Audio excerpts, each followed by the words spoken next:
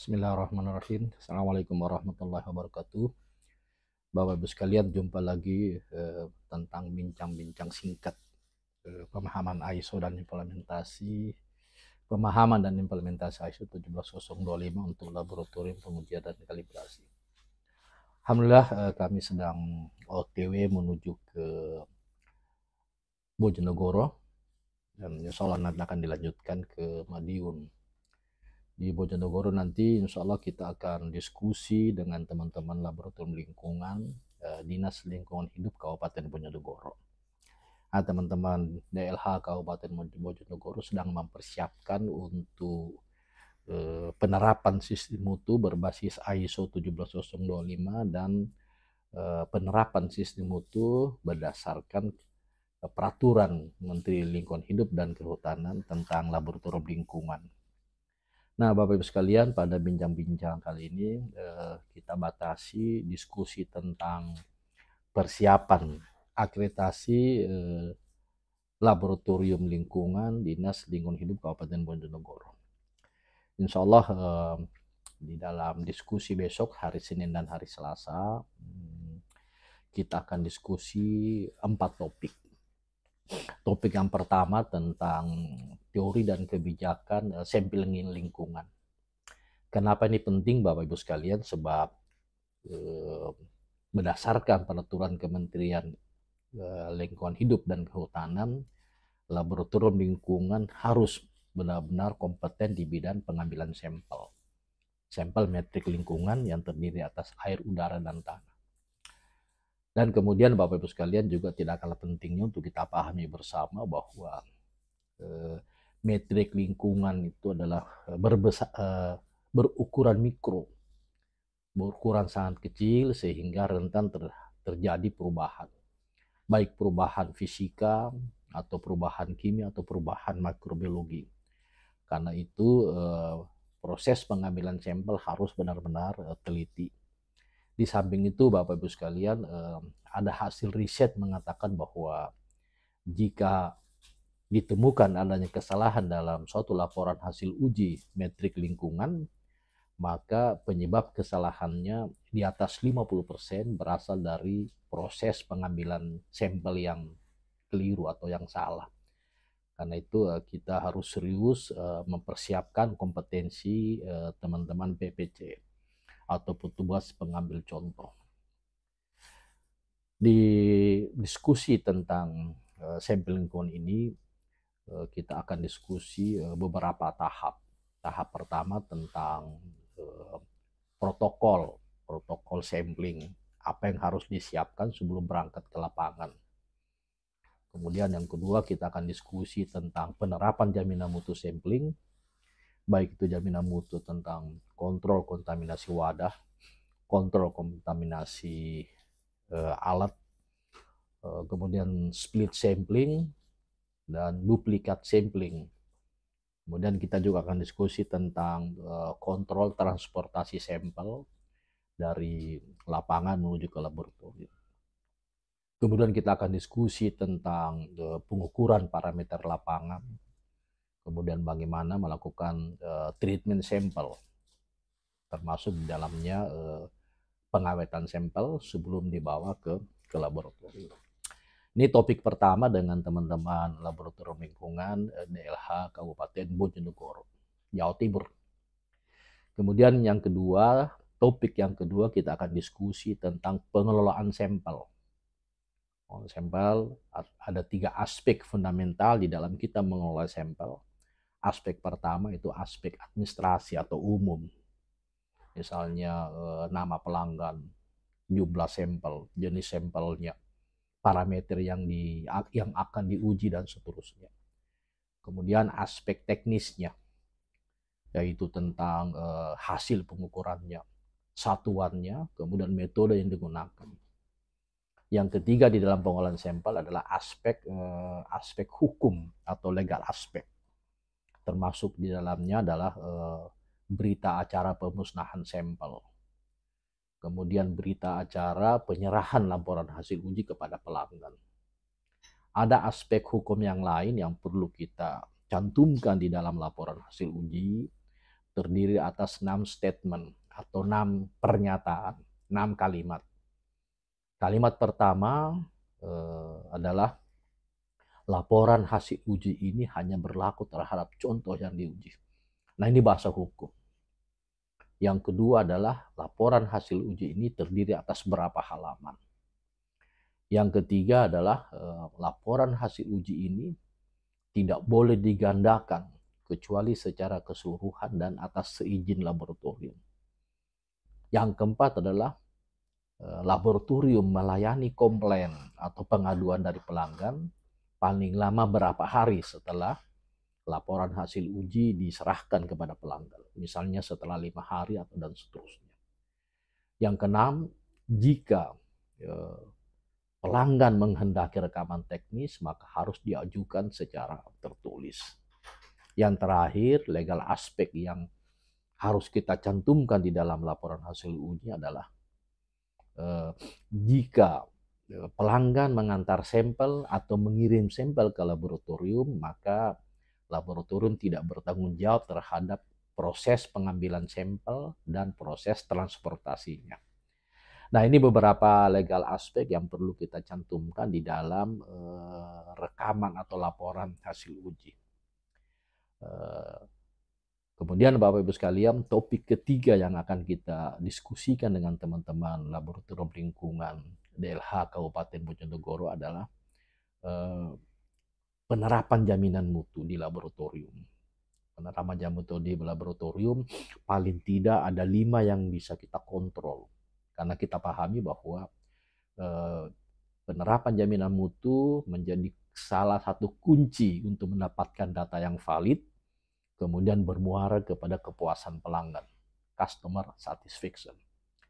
Penerapan jaminan mutu yang pertama adalah kontrol human error. Kita kontrol kesalahan teman-teman analis, sampai sejauh mana mereka melakukan kesalahan di dalam pengujian secara replicate atau duplo. Yang kedua, penerapan jaminan mutu di laboratorium adalah kontrol alat. Nah, kontrol alat yang perlu mendapat perhatian paling tidak ada 3. Yang pertama, kalibrasinya, dikalibrasi di laboratorium kalibrasi yang terakreditasi. Kemudian performance check-nya atau intermediate check-nya atau uji kinerja. Kemudian yang ketiga tidak kalah pentingnya, karena kita bekerja dengan besaran mikro, maka kerapihan dan kebersihan alat menjadi perhatian khusus juga bagi teman-teman di laboratorium. Ini penerapan jaminan mutu yang kedua. Yang pertama tadi tentang kontrol human error, kemudian kontrol alat. Yang ketiga adalah kontrol kontaminasi. Biasanya secara teknis kontrol kontaminasi ini dilakukan dengan cara uji blanko. Blanko berupa air bebas mineral atau aquades diperlakukan sebagai sampel. Diuji sesuai dengan IKM untuk parameter tertentu. Nah, dikatakan proses pengujian kita tidak terjadi kontaminasi, akseptan kriterianya adalah jika hasil uji blanko lebih kecil daripada batas deteksi metode. Karena ini Bapak Ibu sekalian, untuk warning saja, penentuan batas deteksi metode menjadi penting karena batas deteksi metode ini merupakan indikator apakah proses pekerjaan teman-teman di laboratorium terjadi kontaminasi atau tidak. Sama dengan kontrol kontaminasi untuk bidang pengujian kimia, sedangkan untuk bidang pengujian mikrobiologi kita perlu melakukan kontrol sterilitas. Baik sterilitas ruangan, ada sebagian pakar mengatakan termasuk sterilitas ruang LAF, laminar airflow. Ya, kita kontrol sterilitas ruangan karena tentang sterilisasi ruangan menjadi sangat fundamental untuk bidang pengujian mikrobiologi. Kontrol yang lain di laboratorium pengujian Bapak Ibu sekalian adalah penerapan kartu kendali atau control chart. Di situ kita akan memperhatikan apakah inlier atau outlier. Ada beberapa kriteria. Yang penting dikatakan pekerjaan kita benar jika hasil uji kita masuk di dalam frame atau bingkai kontrol chart. Nah, ini pekerjaan atau diskusi kita, topik kita yang ketiga dengan teman-teman laboratorium lingkungan. Kemudian yang keempat, kita akan diskusi tentang verifikasi metode uji. Karena sebagaimana disebutkan di dalam konsensus ISO, tercantum di dalam klausul 7.2 bahwa semua metode harus divalidasi atau diverifikasi sebelum digunakan. Nah, kita pakai istilah verifikasi karena teman-teman lab lingkungan DLH Kabupaten Bojonegoro rujukannya adalah standar atau SNI. Nah, jika rujukan yang akan kita uji cobakan merupakan rujukan baku atau standar, maka kita pakai istilah verifikasi. Sedangkan jika rujukan bukan metode standar, misalnya rujukan kita adalah textbook atau jurnal atau mungkin diktat kuliah atau mungkin instruksi manual suatu peralatan, maka kita tidak menggunakan istilah verifikasi metode uji, tetapi kita pakai istilah validasi metode uji. Nah, sekali lagi Bapak Ibu sekalian, untuk teman-teman laboratorium lingkungan DLH Kabupaten Bojonegoro, rujukan mereka semuanya berasal dari SNI, sehingga kita pakai istilah verifikasi metode uji. Nah, ini topik yang keempat diskusi kami nanti dengan teman-teman laboratorium lingkungan di Bojonegoro. Nah, apa saja isi verifikasi metode yang akan kita diskusikan dan akan dipraktekkan nanti? Minimal nanti ada 3. Yang pertama, penentuan presisi metode uji, baik dengan teknis repeatabilitas maupun dengan teknis reprodusibilitas. Yang kedua, kita menentukan akurasi atau ketepatan metode uji. Kalau presisi tadi adalah tentang ketelitian, perlu pengulangan dengan teknis repeatability dan reproducibility. Sedangkan untuk akurasi adalah ketepatan metode uji dengan menggunakan bahan kontrol atau bahan pembanding CRM, Certified Reference Material. Secara teknis ada 2, yaitu dengan uji CRM. CRM ini diperlakukan sebagai sampel, kemudian kita uji dengan IKM yang akan kita verifikasi. Teknis yang kedua tentang ketepatan metode uji adalah dengan teknik spike metric.